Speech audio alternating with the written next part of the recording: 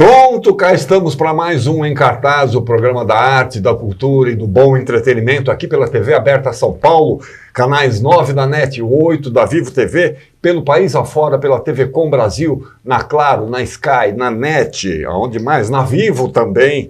E ainda pelo nosso site, www.tvaberta.tv.br, mas tem mais, tem também as nossas redes sociais, Facebook, Instagram, mas só isso.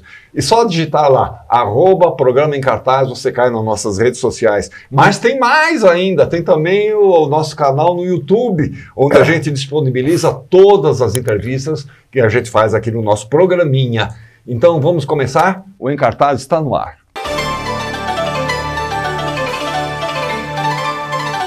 Uma mulher sozinha no palco fala de dores, das suas dores pessoais, das dores de gente que sofreu durante a ditadura militar, torturas e tal, das dores de pessoas que sofreram com o desaparecimento de pessoas queridas, enfim, as dores da ditadura e outras dores. Dulce Muniz, menina, que bom receber você aqui, uma honra para o nosso programa. Que isso, eu que agradeço muito. Dulce, quantos anos de teatro? De teatro, 56. 56? Eu tenho 76 anos, comecei com 20 anos. No Teatro de Arena? Eu comecei a fazer o curso no Teatro de Arena. Eu fiz o curso de interpretação do Teatro de Arena, mas... Com quem? Cecília Tomin. Cecília Tomin, mulher que do hoje Boal. Vocês conhecem como Cecília Boal. Professor Baldur, que dava canto. Doutora Rosemarie, que dava voz. Mercedes Batista, olha, a primeira bailarina negra do Municipal do Rio. Lindíssima, amor. Eventualmente, o Rodrigo Santiago também dava umas aulas de interpretação. E, por último, mas não menos importante, Eleni Guariba, que foi minha professora de direção e história do teatro. Eleni Guariba tinha recém dirigido, acho que o Jorge Dandan. Ela tinha dirigido o Jorge Dandan. Um grupo de teatro de Santo André, grupo de teatro da cidade. Isso, o grupo de teatro da cidade. Grupo importantíssimo, aliás. Com Petrin, com Sônia Guedes, com Aníbal Guedes. Sônia Braga. Sônia Braga fazia. E aí você chegou a ter aulas, então, com a Eleni Guariba. Sim, lá no o ano inteiro tivemos aula. Começou em 1969 e a gente foi até o fim do ano, tendo as nossas aulas, os nossos exercícios. E a Eleni já era, claro, uma pessoa que já lutava contra o regime militar, a ditadura militar. Ela era, no princípio, simpatizante da Vanguarda Popular Revolucionária, a VPR, e depois, no final do ano, ela já estava completamente comprometida com a luta, né?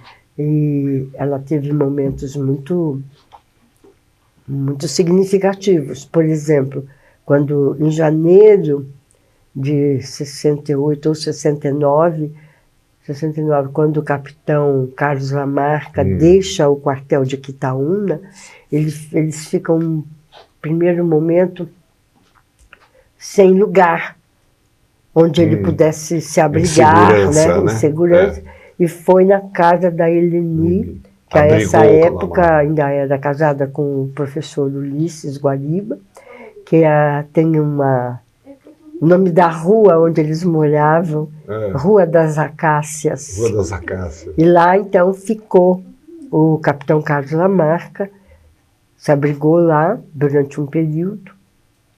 E também dizem que foi lá que se iniciou o romance entre Carlos Lamarca e Yara Yavelberg. Yara Yavelberg, exatamente. E a Eleni, então, a partir de todos esses acontecimentos, se envolveu muito.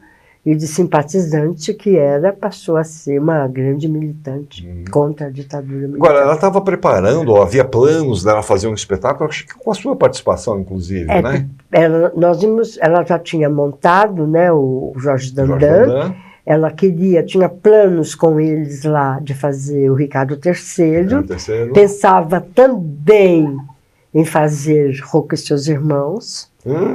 E conosco, no Teatro de Arena, era o casamento do Fígaro, do Beaumarchais. Mas ela não conseguiu ficar até o fim, ela já começou a ter que se esconder no fim de 69. Aí quem acabou dirigindo esse trabalho foi o Boal, Augusto Boal. Os cenários, que seriam de Flávio Império, ficaram com a Sara Félix, e ela tinha planos de fazer música. A música era com música antiga, que era um conjunto daquela época muito importante também. E aí, em fevereiro de 70, ela finalmente foi presa pela primeira vez. Ela ficou presa até março de 1971. Ela saiu, e quando foi julho de 1971, ela foi presa novamente, levada para uma dependência mais clandestina ainda da ditadura militar, que se chamava Casa da Morte, que era em Petrópolis. Petrópolis, de triste memória. E de lá não saiu ninguém com vida, a não ser uma heroína, uma brava brasileira chamada Inês Etienne Romeu, que foi violentada nem sei quantas vezes. Isso tudo quem me contou foi a própria Inês. E ela foi muito torturada, tentou suicídio várias vezes, mas ela tinha um cérebro portentoso. Ela conseguiu guardar a geografia da casa, ela conseguiu guardar o telefone da casa. E aí, quando eles jogaram ela na rua, pensando que ou que ela morresse, ou que se ela não morresse, ela passaria para o lado deles, um engano, né, que um absurdo pensar isso da Inês. E ela, imediatamente, a família recuperou a Inês e entregou a Inês para a polícia oficial, para salvar a Inês. E aí a Inês, então, é que conta, ela dá uma entrevista bem grande para o Pasquim, e ela fala, então, pela primeira vez se ouve falar da Casa da Morte. E depois ela relata para mim, ela ficou minha amiga pessoal depois, ia muito à minha casa, ia ao teatrinho também. Ela relata como ela ficou escutando quando a Eleni chegou presa com o Paulo de Tarso Celestino, e ela que ouviu toda a tortura, e até a hora que ela percebe um silêncio absoluto. E nunca se achou o corpo dela? Nunca. Você sabe que antes... Você sabe o que fim levou, né? Não, a Eleni Guariba foi casada com o professor Ulisses Guariba, cujo pai era general. General Guariba. Foi vereador em São Paulo e foi caçado, claro, pela ditadura. E o general ainda tinha alguns contatos. Ele tentou de tudo, mas não conseguiu. Uns diziam que ela tinha sido enterrada na Rio Santos, outros diziam que ela tinha sido enterrada no cemitério de Vila Formosa. E havia uma forma também de dissolver, né? Então, e aí vem um desses malditos torturadores que dá uma entrevista e fala do tanque de ácido. Tanque de ácido. Então, nós ficamos entre essas possibilidades. Ser jogada do avião no mar ou ter sido jogada no tanque de ácido. O seu teatro se chama Teatro Eleni Guariba. Sim, porque a Eleni, acho que pouca gente conheceu a Eleni. Sim. A Eleni era uma grande intelectual, embora eu tivesse morrido com cedo, né? 31 anos, né? Mas ela era uma grande intelectual, ela tinha feito... Quer dizer, que caminho ela tinha para percorrer, nossa, né? Todos. Ela tinha feito, como chama? Estágio com o Roger Planchon, na França. Ela tinha fundado o grupo de Teatro Cidade de Santo André, montou o Jorge Dandan, dava aula na EAD, fez uma explosiva montagem da Doroteia, do Nelson Rodrigues, foi um escândalo que ela fez naquela época, e tinha com a gente planos. Ela estava montando o Casamento do Fígaro, mas aí quando ela foi presa a primeira vez, teve que Eu imagino que nesse espetáculo que você está fazendo, 30 anos essa noite, você passe pela Eleni, seguramente. Sim, né? falo muito que dela. O que mais você aborda nessa... Eu falo dela, falo dos filhos, falo do momento da prisão, falo de como ela era uma grande diretora e que como ela foi ceifada. Ceifada. Né? E nós fomos ceifados dela. Sim. E o Brasil foi ceifado dela. Agora, além da Eleni, você aborda outras coisas, outros temas. A Eleni é o símbolo dos desaparecidos políticos, né? Que tem vários, né? Tem o comandante Jonas, que é o Virgílio Gomes da Silva, tem tanta gente, os assassinados, né? Como Olavo Hansen não é desaparecido, mas foi assassinado. Enfim, há mais ou menos 300 desaparecidos e desaparecidas. Então eu pego a Eleni um pouco como símbolo disso, não é? E conto histórias, claro. Eu tinha 16 anos quando foi dado o golpe militar, né? 1º de abril de 1964. Então eu conto, nasci numa cidade pequenininha do interior de São Paulo, São Joaquim da Barra, é uma terra de gente muito importante, o Rolando Boldrin. Boldrin era de lá, exatamente. Que nós chamávamos carinhosamente de boy. Porque ele tinha uma dupla com o irmão dele, Formiga, era boy e Formiga. Exatamente. Também terra de Ana Maria Maffei, que vocês conhecem como Ana Maria Braga, a filha da Dona Lourdes e do seu Maffei. Também temos um pintor muito famoso, muito importante, professor Norberto Stori. Tivemos um ministro dos Direitos Humanos, Paulo Vanucchi. Tem o poeta Dori Carvalho, que mora no Amazonas, que mora em Manaus. Enfim, tem gente muito... E tem a Dulce Muniz. Foi a terra do Calil Filho. Calil Filho, que foi repórter ESSO, e morreu muito cedo também, teve um acidente. É uma cidade pequena, porém muito... cheia de talentos. Muitos talentos. A gente tem umas fotos, eu vou mostrar as fotos de você em cena, fazendo 30 anos esta noite. 30 anos? Eu vou aproveitar então, né? Aqui, ó. 30 anos esta noite, que você vai fazer vários espaços, né? Sim. Você vai fazer, por exemplo, agora no Centro Cultural, lá na Oficina Cultural Oswaldo de Andrade. Isso, dia 13 e dia 14 de aí setembro. No Céu Vila Alpina, no dia 22. Também, isso mesmo. Na sede da União de Mulheres de São Paulo, que fica ali na Bela Vista, no dia 23. E daí para frente deve ter mais no ainda, dia né? 16 nós vamos fazer lá no espaço do Sobrevento. No Sobrevento, lá no Brás? Aquele grupo Albino Bairão, Coronel Albino Bairão. Exatamente, que agora está fazendo uma temporada no Sesc Pompeia sobre os 20 anos. Que é um grupo extraordinário, maravilhoso. Cadê as fotos? Quero ver Vou fazer no Memorial da Resistência também. Também? Lá no DOPS? No antigo DOPS. No antigo DOPS. Esse é você em cena. Vou fazer no Céu Heliópolis. Você tem um lugar, você tem um endereço onde as pessoas possam ter acesso e saber os dias e horários? Pode entrar no canal aberto, né? Eu acho. Canal aberto? Pode entrar também no... Como chama? No nosso Instagram, no Instagram do teatro, né?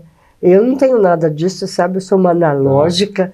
Ali é você em cena, um farrapo de bandeira do Brasil pendurado lá? Não é um farrapo, é uma bandeira mesmo. Parece um farrapo. É a luz que dá a impressão. Por causa da luz. Tem uma bandeira de Cuba, tem uma bandeira do Brasil, tem uma bandeira palestina, um lenço, uma rata... Palestina, e as fotografias, né? Tem, como se fossem memórias mesmo, as memórias, né? Tem livros. Vamos passando as fotos. Tem livros no chão também, vários livros. Eu sou fotos bonitas, hein? Fotos bem bacanas. São bonitas. Bem bacana. E aí você conta, então, essas histórias e muitas outras. Falo do rádio brasileiro. Do rádio. Que eu sou filha da escola pública e do rádio brasileiro.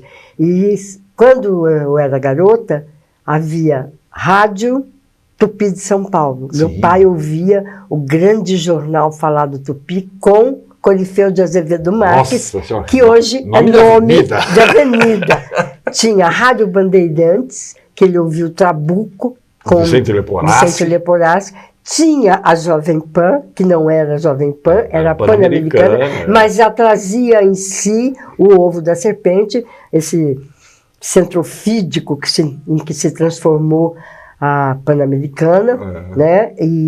Mas porque já em 69, 68, o Caetano e o Gil foram presos porque um apresentador, locutor da Pan-Americana... Randall Juliano. Eu não falo o nome eu falo, Randall Juliano. E Caetano retrata isso muito bem no livro Verdade Tropical. E agora, essa parte... E, aliás, foi uma inverdade. Sim, tudo, Juliano. Mas sempre, eles mentem. Foi uma inverdade. Eles mentem, não vê agora? Mentem, olha ontem. Ele achou... Ontem a vitória jurídica que alcançou o presidente Lula foi uma armação, não só com coisa daqui do Brasil, mas com coisa de fora também. E o Randall nunca desmentiu, Ele tentou em algumas vezes, que eu saiba, mas não...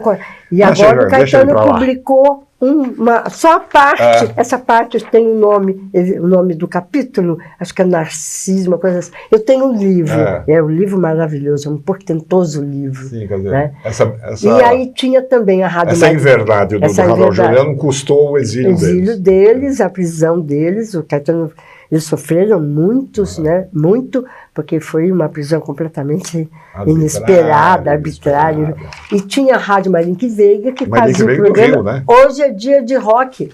Hoje é dia de Jair de Taumaturgo, Paul Anka, Elvis Presley, Nil Sedaka, Tony Campelo, Celi Campelo e Carlos Gonzaga, que acaba de morrer agora aos 99 anos. E, por último, a mais importante de todas... Dessa turma toda, só acho que o Tony Campelo, que está vivo ainda.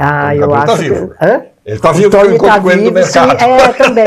Não, mas ainda tem mais alguém que tá vivo também. E a Rádio Nacional, que era...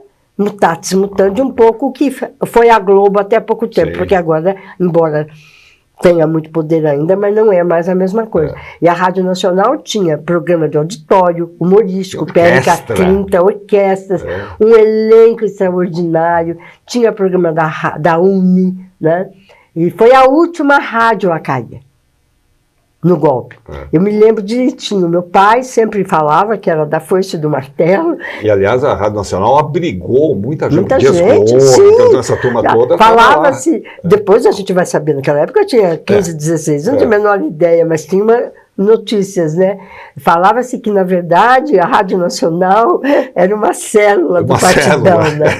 E no dia 1º de abril... Mário Lago, Mário Brasini, Wanda Lacerda, um monte de gente. E eu estava com meu pai ouvindo a Rádio Nacional e tinha uma mulher que falava, este banqueiro Magalhães Pinto. Aí entrou, ó cisne branco, que lindo, que era o hino da Maria.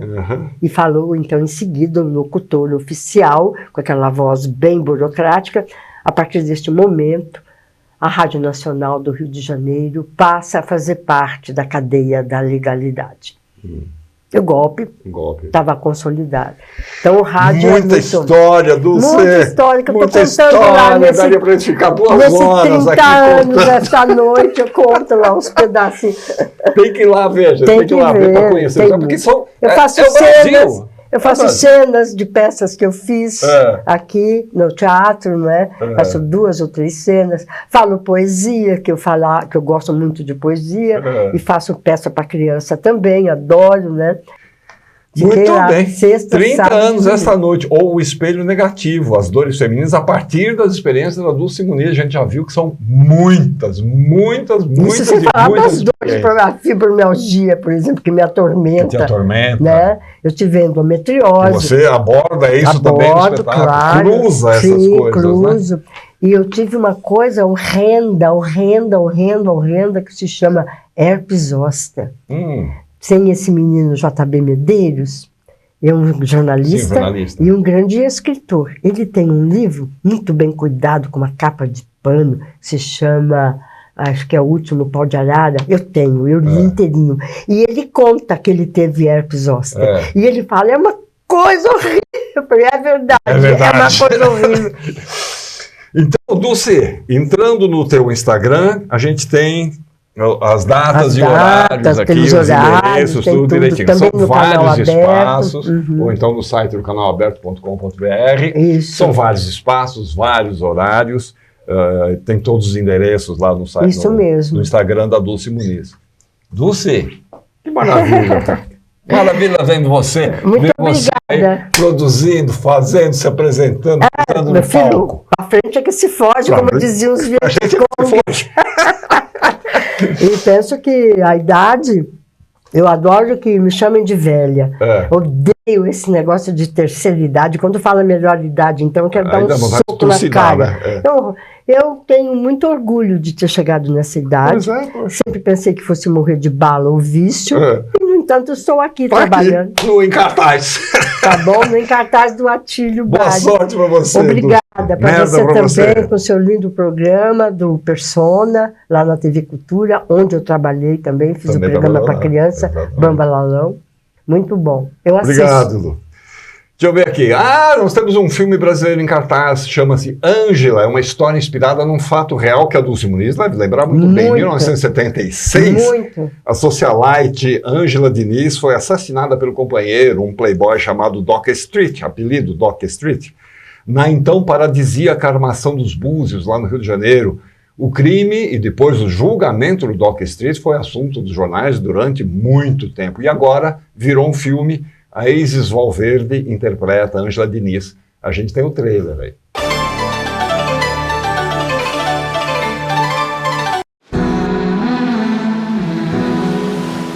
Às vezes eu acho que eu tô voando. E às vezes eu acho que eu tô caindo.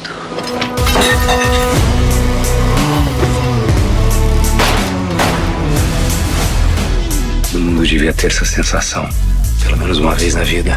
Como assim? Dominar aquilo que é maior do que você.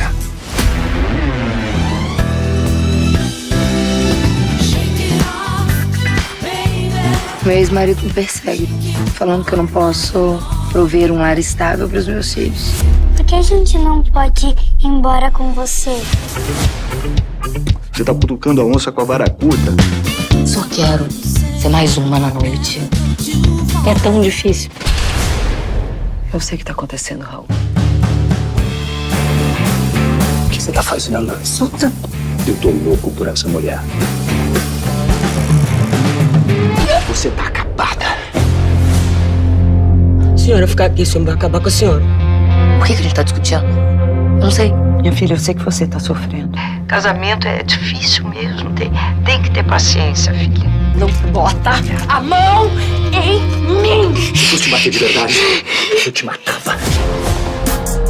Ângela Maria Fernandes Diniz. Quantas vezes eu tenho que repetir pra você que eu não quero? O Raul faria qualquer coisa por você. Vira de cabeça hoje mais cedo. Você quer saber de uma coisa, Raul? Vai embora. Se mete. Deixa eles se resolverem. Eu não sou sua! Eu não sou sua! O problema é que a lei nunca tá do nosso lado. A justiça é dos homens.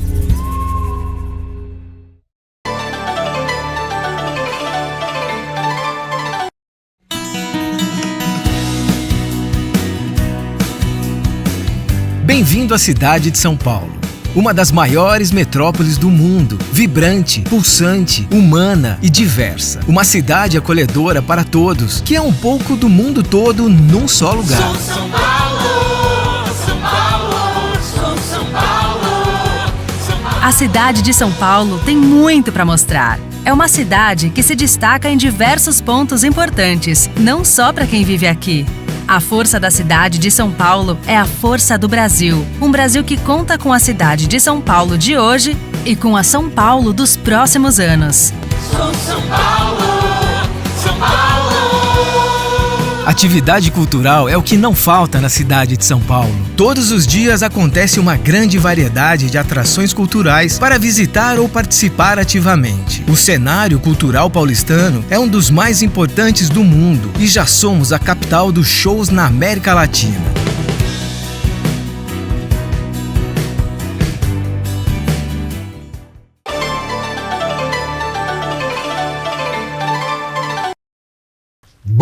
burnout, olha que nome bonito, burnout, síndrome de burnout, síndrome de esgotamento profissional, é um distúrbio emocional com sintomas de exaustão extrema, estresse, esgotamento físico. Mas é também o nome de um espetáculo teatral que está em cartaz em São Paulo. É isso, Érica? É Montanheiro! Isso! Que delícia. A gente estava lembrando aqui que faz uns 10 anos que você não aparece no programa. Não faz tudo isso, desde 2016 ou 2017, né? Quando estava fazendo Histerias, né? Saudoso Jô. Foi a última vez, eu acho que eu vim. 16, 17? Uns 7 anos, por aí. É muito tempo. É muito tempo. Chega. É que teve pandemia no meio também. Priscila Hortelã. Hortelã, menina. Você é da família dos hortelãs?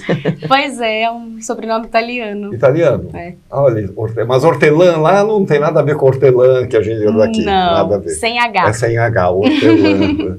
Burnout, menina, é uma doença moderna, né? É, dos tempos modernos. Uma síndrome moderna. Né? Que só foi diagnosticada e registrada com CID, né? Como doença o ano passado, olha que loucura. O ano passado foi? E é uma síndrome de esgotamento que é causada tanto pelo estresse, o acúmulo de funções, como relações abusivas dentro do trabalho, ou relações precárias dentro do trabalho, situações precárias, né, na execução dos trabalhos, e aí faz parte, né, do nosso dia a dia, porque são muitas funções que a gente exerce para conseguir fazer o que a gente tem que fazer, principalmente nós artistas. Mas também se encontra muito, por exemplo, em ambientes corporativos, né? Sim. No ambiente corporativo, onde há aquela cobrança, metas, chefias, né, objetivos, resultados, né, aquelas coisas todas. Sim. Tá ali dentro do sistema que a gente vive, o sistema capitalista, né? Que está mais preocupado com a produção, e então você acaba se afetando por isso e vai indo, né? Preciso fazer. E durante a pesquisa a gente descobriu também que os profissionais mais afetados por casos de burnout estão na educação, na saúde e as mães. Nossa, na saúde eu imagino. A saúde já é um ambiente estressante. Imagina, né? já é estressante. Você está lidando com a morte, você está o tempo inteiro ali no fio da navalha. Quer dizer, você tem inclusive uma carga de responsabilidade. Exatamente. Né? Então acho que já é inerente à profissão. Mas na educação deveria ser um lugar, né, de convívio e de execução, que é de algo que você está preparando um ser humano, né? É uma construção que você está fazendo. Só que é um dos lugares mais afetados, porque é a nossa educação. E que estava cada vez mais precarizada, né? Sim. Porque, principalmente o ensino público, eu estou na rede municipal, inclusive a minha escola é aqui perto. E, enfim, a cada ano a gente vê um sistema educacional que vai te consumindo e que vai vindo regras e mais regras e coisas para você cumprir, numa precarização de espaço, de condições de trabalho, das próprias crianças, fechamento de salas. Então eles querem colocar mais crianças e mais crianças. Numa mesma sala. E a educação inclusiva, que na verdade também tem lá suas questões, porque às vezes a gente não consegue dar conta das crianças que têm os seus transtornos, que têm as suas deficiências, e a gente está sozinho na sala com mais 30 ali, né? É um desmonte, né? Uma vontade de um desmonte. Quer dizer, e tudo isso gera essa questão, a síndrome do burnout. O nome é lindo, burnout, né? Parece uma banda de rock. Né? É um bom nome para o espetáculo, né? Para uma doença grave, séria e que é difícil diagnosticar, né? Porque a gente acha que é só cansaço, estresse. E na verdade. É frescura. Exato. E na verdade é uma pane no sistema, uma pane no sistema. Queima o sistema mesmo, né? Burn vem de queimar. Vem de queimar, né? E é isso. É dos sintomas é a paralisia, que foi o que a Liz Ritt, que é a idealizadora do espetáculo e uma das dramaturgas, teve. Ela teve uma paralisia no meio do parque. Ela sofreu isso. Sim, então, dentro do ensino público. Dentro do ensino público. Porque elas são professoras de artes, além de atrizes, né? Porque é isso, o artista não consegue ser uma coisa só, né? Então, ela teve isso, por causa do acúmulo de funções e dessas relações. E ela resolveu passar isso, vamos dizer, abordar isso no palco, jogar isso no palco. Foi uma válvula de escape dela, né? Além do box, que também permeia ali o espetáculo, que o médico indicou, né? Para que ela fizesse atividade física e ela foi pro box, então aquilo foi liberando, né? E dentro desses... box mesmo. Box mesmo. É uma das atividades recomendadas para quem tem burnout. Olha que barato. Quer dizer, descarregar fisicamente, né? A violência, a força, né? E aí, dentro desse processo, ela teve a ideia da peça e começou a pôr no papel, né? Que ela é dramaturga também. E ela começou a colocar no papel e foi surgindo a ideia. Então, mas aí, em parceria com a Ângela Ribeiro, que é a outra dramaturga, nossa amada construir. Então, como é que isso como é que isso está em cena? Tem uma historinha, são flashes, como é que é isso? É uma matriosca, eu falo. Uma matriosca, vai saindo uma de dentro da outra. É uma coisa dentro da outra. Porque quando elas me chamaram para dirigir, ela e a Ângela, a Alice e a Ângela, elas falaram, olha, a gente ainda não sabe como vai ser, a gente vai escrever ainda a dramaturgia. Não, tudo bem, vamos. E aí o espetáculo foi contemplado pelo PROAC, né, de montagem. E aí elas falei, bom, então vocês comecem a escrever, adianta um pouco, e aí vamos para a sala de ensaio juntas para a gente ver o que acontece. E aí elas partiram de uma ideia que era uma banda tentando fazer um show. Aí eu falei, tá, temos já um princípio, mas ainda não é isso. E aí eu comecei a fazer uns workshops com as atrizes de histórias relacionadas ao trabalho que elas me trouxessem. Porque eu falei para a Liz, se você escreveu o projeto, ganhou o PROAC, e tem um porquê, né? Então eu quero saber essa história. Quando ela contou toda a trajetória dela, inclusive esse dia, né, da pane no sistema, que ela parou, total, né? Porque imagina, se eu tivesse parasse, assim, eu ia imaginar que eu estava tendo um AVC, uma coisa assim, né? Então, quando ela contou tudo isso, eu falei, essas histórias têm que entrar no espetáculo.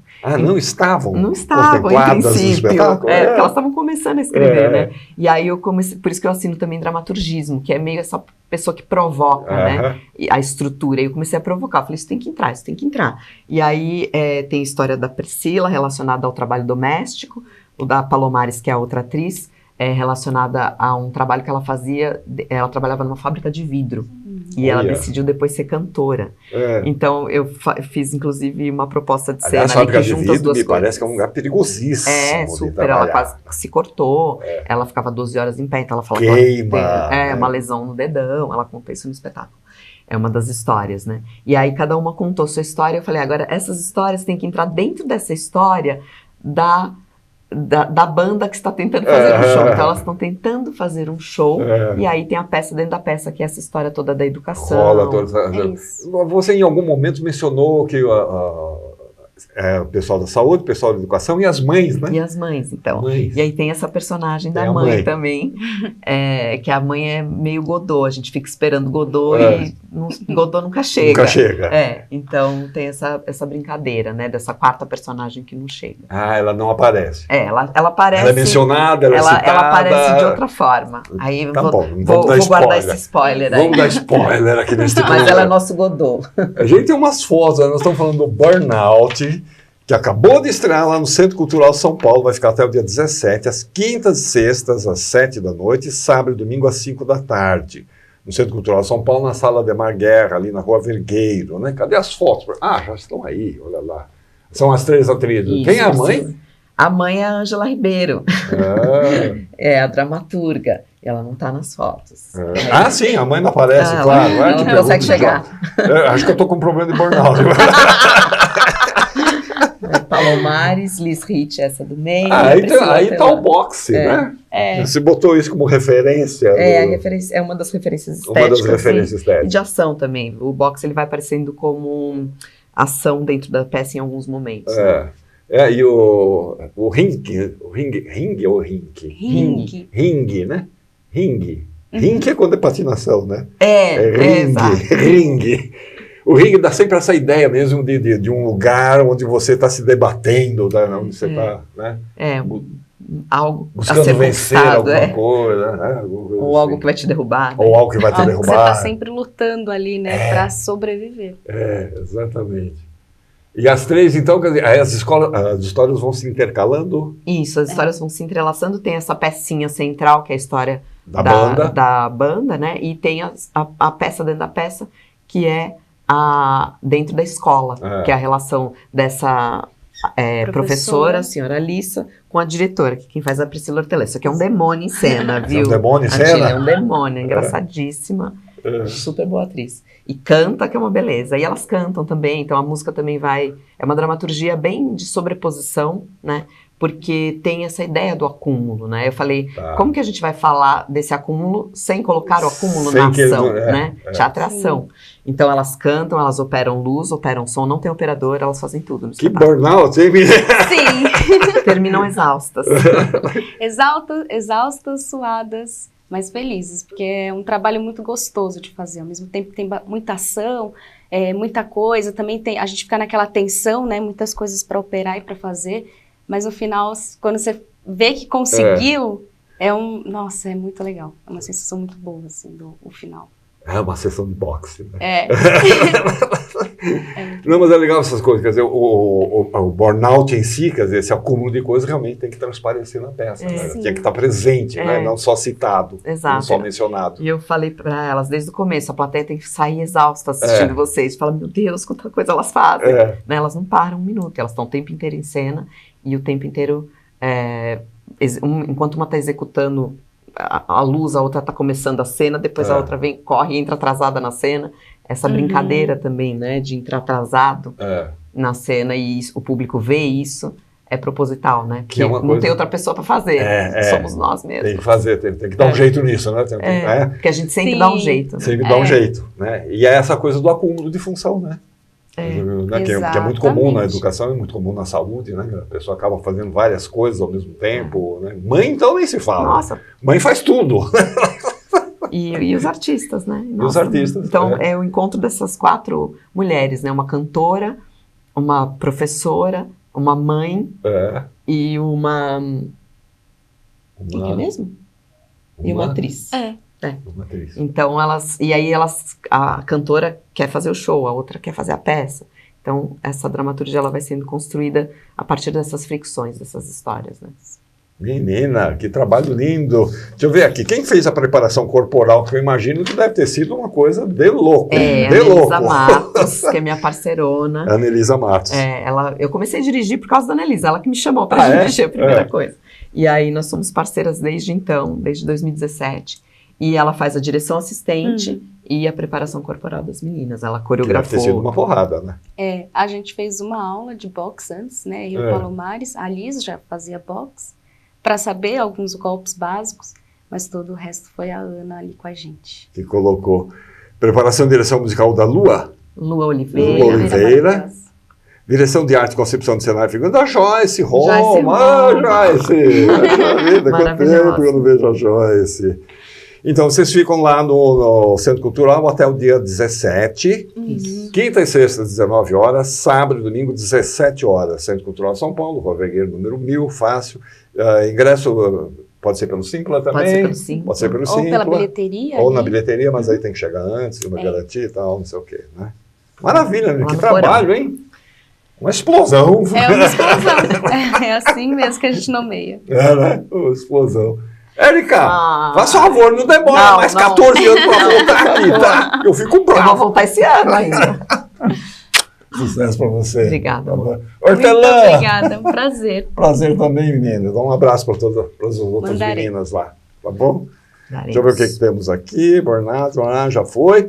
Vamos ver agora quais são as atrações culturais que vão acontecer nos próximos dias pelo Brasil afora. A nossa Agenda Brasil para você se programar.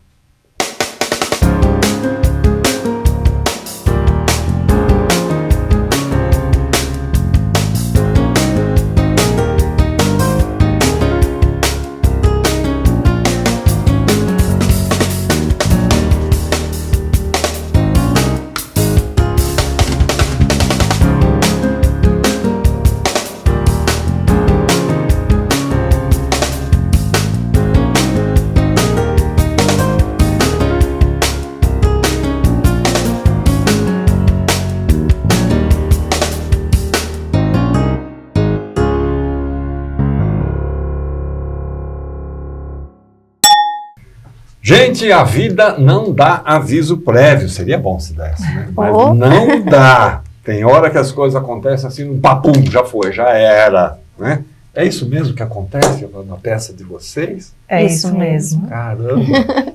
Pami, tudo bom, Pami? Como é que você tá? Tudo jóia. Prazer te receber aqui. Lita, Tudo bom, Rita? Tudo bem. Prazer receber você também. Obrigada pela oportunidade, pelo espaço. Imagina também. Um texto da Consuelo de Castro, menina, olha só.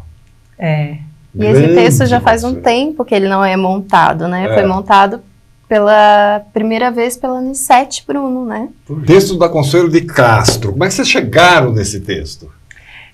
A companhia surgiu comigo e o outro ator, que é o Lisandro, e a gente tinha esse desejo de trabalhar uma dramaturga brasileira.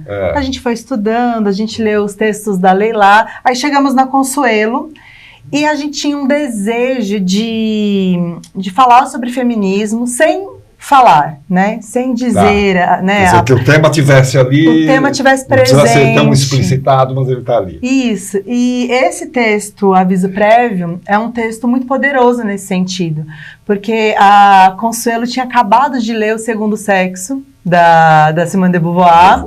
Então ela estava com essa coisa que hoje a gente chama de feminismo interseccional, não sei se na época já tinha esse nome, né? Então ela estava com isso muito presente, assim. Então ela escreve e você vê tudo ali, né? Sem necessariamente ela ser didática. Sim, E aí é esse. É esse. É esse, a gente precisa de uma diretora incrível, uma diretora mulher, e aí a Pami aceitou o convite e esse trabalho lindo começou a surgir. Você não conhecia até então o texto? Não conhecia o texto, mas eu já trabalhava em uma outra companhia que era formada só por mulheres. Então, em todas as áreas, nós só tínhamos mulheres trabalhando, nós estávamos em cartaz na época, com a peça À Beira de Mim, e aí o Lisandro, que já me conhece de alguns outros carnavais, a gente já trabalhou juntos, falou, Pami, a gente quer trazer você para poder fazer o texto da Consuelo. Eu não conhecia a Lita ainda, então foi conhecer este texto dela e a Lita. Logo a gente já começou a trabalhar muito sério, assim, em cima desse texto, mas os nossos ensaios duraram 1 ano, exatamente 1 ano de ensaio. Caramba, menina. Agora, a gente estava falando aqui, como é que eu abri aqui, dizer, a vida não dá aviso prévio. Dá uma pincelada, assim, vamos dizer, o que rola, o que acontece, por que aviso prévio? O texto, ele traz esses fins que tem nas nossas vidas sem aviso prévio. Coisas que acabam, coisas que acabam, trabalho, né, relações amorosas, relações afetivas e também a vida, né, com a morte que sempre chega de forma inesperada. O texto fala desses momentos em que de repente né, você está numa constante, tranquila, de repente tudo muda. Estou aqui no meu emprego, sossegado, acho que eu vou ficar aqui durante, até aposentar, de repente acontece uma coisa e você... Tudo muda, aquele momento em que o seu chão estremece. E nós temos Quando alguém morre. Né? Você fala, puxa vida... Quando uma relação acaba. Nossa, eu vou chorar daqui a pouco. Não, mas não é um drama. Na verdade, dá pra rir muito com a peça.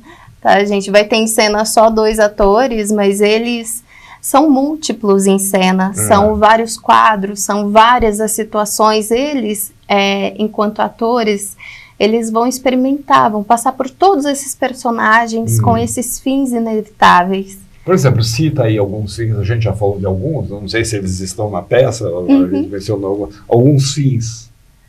Eu acredito que o mais marcante na peça, porque é o centro, seria a morte. Acompanhado também do divórcio. Né? São 2 fins que estão presentes na peça, porque... Esse texto da Consuelo, ele é muito potente porque ele consegue abarcar muitos assuntos dentro disso. E claro, ela sempre cheia de muitas críticas sociais, políticas. Ela também traz essa invisibilidade que algumas pessoas têm na nossa sociedade. Então, como a Lita falou, a gente fala assim sobre o feminismo, mas a gente também cobra da mulher, no caso a Ela, que é essa personagem que se chama Ela. Isso. Também no lugar dela de mulher privilegiada, com uma certa condição social, financeira, que também submete uma pessoa que é a empregada doméstica dela a situações outras, né? E aí, então, tem uma coisa, né, curiosa, porque muitas vezes o acontecimento, às vezes, é tão repentino que você fica sem ação. Sim. Né? Você fica paralisa a pessoa, às vezes, né? Aquele fato tão inesperado que você fica paralisado. Né? Tem isso. Mas tem uma coisa que você falou, né, quando a Pami diz o nome da personagem, ela, eu acho isso muito forte no espetáculo, assim, a Consuelo, que estava aí imbuída pela leitura da Simone, escolhe esse nome para a personagem, ela. Então ela, né, fica ela. A Consuelo escolhe justamente esse nome porque ela está ali imbuída desse estudo, né, de como a mulher é sempre o outro. Tanto que a personagem se chama ela. Ela não tem um nome. Ela é o terceiro. A gente estava revendo na televisão, imagina um clássico brasileiro, Independência ou Morte, né? E aí tem uma cena que eles vão apresentando, esse aqui é o ministro, não sei lá, e a esposa. Esse aqui é o general, e a esposa. A esposa não tem nome, ninguém sabe quem é. Não tem nome, nunca fez nada. Ela sempre atrás. Tá sempre é outra pessoa.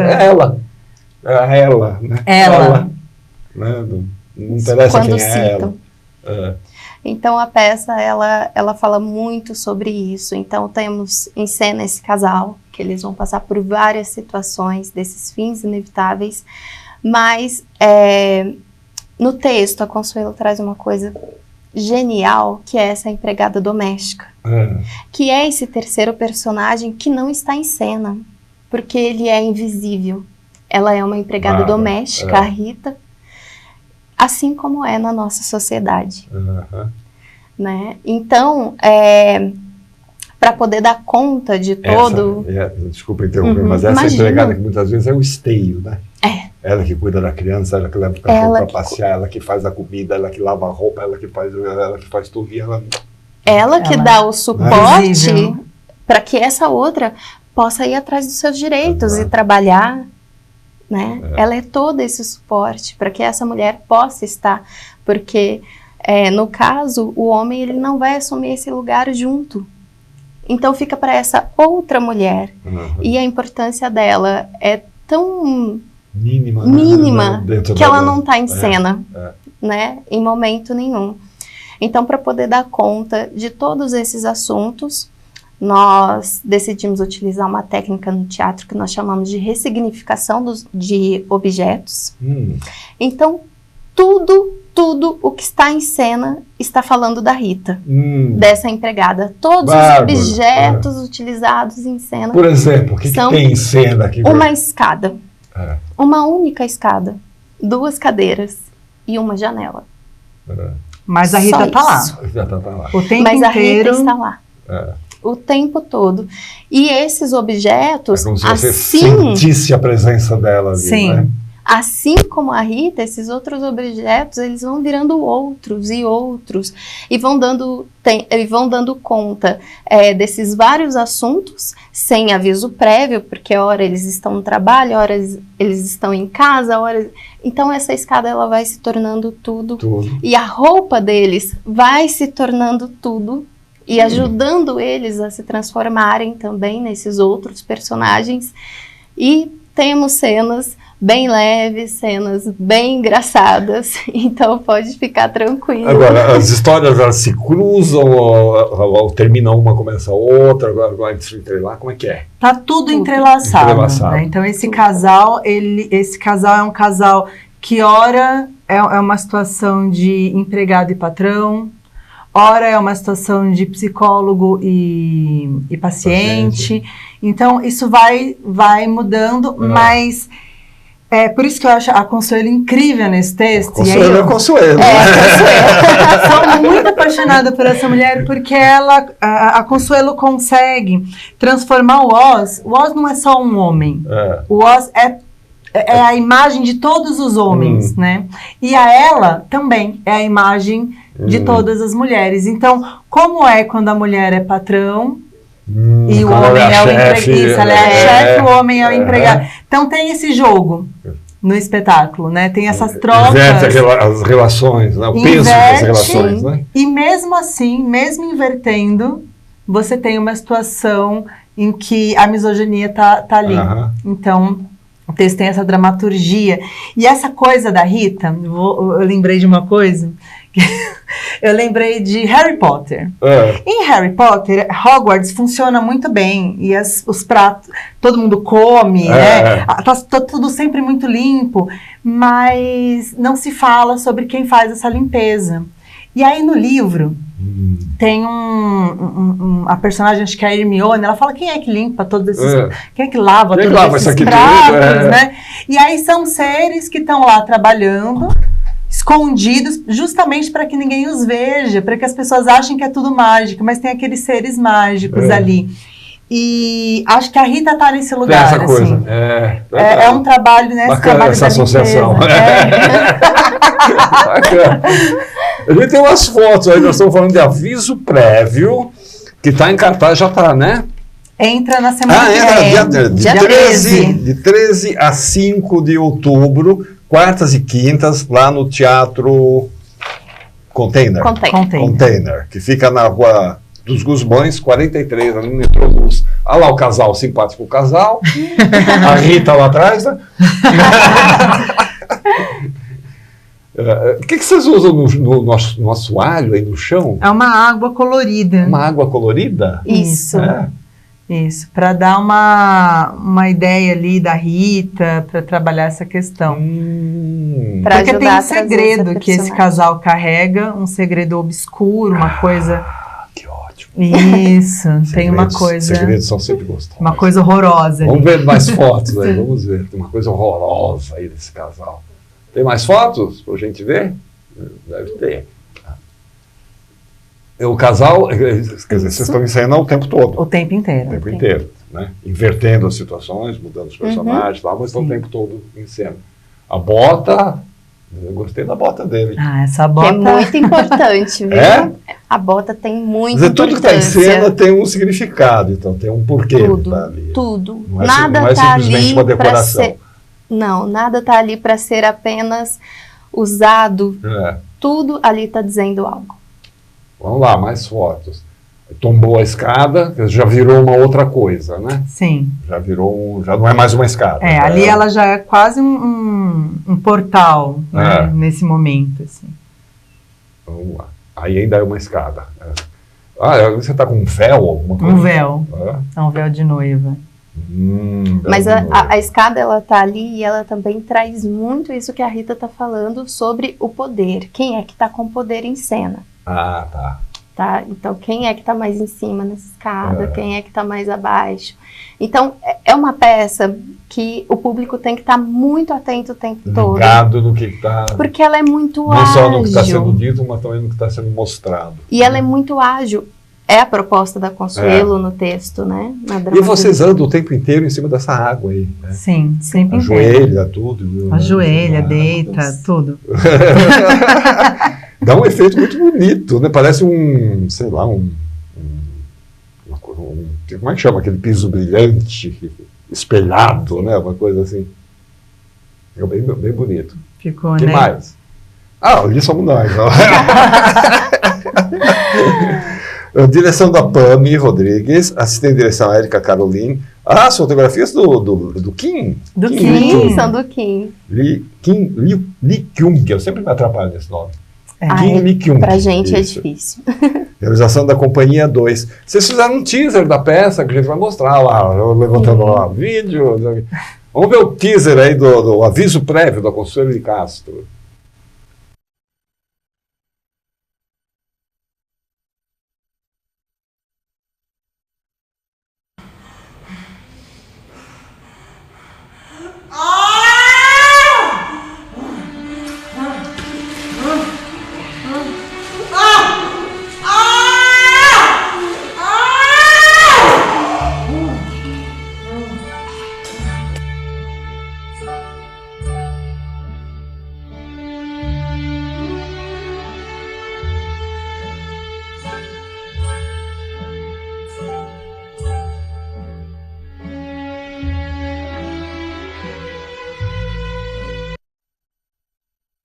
Estava vendo ali o rapaz, né, contando os papéis, o patrão, o chefe. Né, os relatórios, vendo se está tudo certinho. É isso mesmo, ele é o chefe.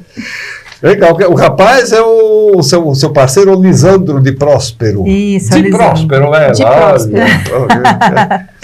Então, até dia 5 de outubro, Teatro do Container, Rua dos Gusmões 43, não se assustem, à noite lá é muito tranquilo, muito sossegado, dá para parar o carro, dá para ir de Uber, tem metrô ali perto também. O metrô é muito próximo e tem 2 estacionamentos em frente. Em frente, exatamente. Teatro de Container, que aliás é um teatro muito curioso, muito interessante, né? Até para conhecer o teatro já vale a pena. Vale, tem um espaço, né, em torno do teatro, todo gradeado, então tá bem seguro. Até dia 5 de outubro, quartas e quintas, às 8 da noite. Quartas e quintas, às 8 da noite. Dá para comprar pelo Simpla, o ingresso? Pelo Simpla ou no momento, isso. No momento, tá? Mas no momento sempre é bom chegar um pouco antes, sim. né? Maravilha. Lita, prazer te conhecer. Obrigada. Parabéns pelo trabalho. Pami, também, obrigada. Prazer te conhecer. Um abraço aí para o Lisandro, né? O teu parceiro lá, teu parceiro de cena. E sucesso para vocês na temporada. Obrigada. Obrigada. Deixa eu ver o que temos aqui. A gente está chegando no final do programa, mas não sem antes avisar que tem show da Roberta Campos, domingo no Teatro Lauro Gomes, em São Bernardo, aqui no ABC. Roberta é mineira, tem uma voz suave, delicada, é uma compositora inspiradíssima. E a gente termina o programa com a voz da Roberta Campos, que se apresenta, repetindo, domingo no Teatro Lauro Gomes, em São Bernardo, da Borda do Campo. Não se esqueçam das nossas redes sociais, nosso canal no YouTube. Bom fim de semana para todos e até semana que vem. Põe os pés no chão, acabou de voltar à luz, você tem razão. Meus planos são reais, como a sensatez desse céu quase azul, ofuscando a visão. E o meu peito chora de amor, chama por você, corre pra te ver. Novo dia, sou mais coração. Depois de te encontrar, não me cabe de razão. Meus olhos nesse mundo,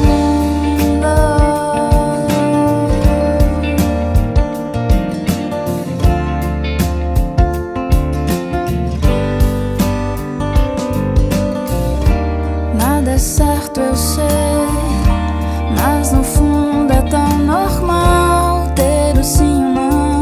Mistérios são reais, eu não sei prever quantos passos pra chegar na hora boa de te ter aqui comigo.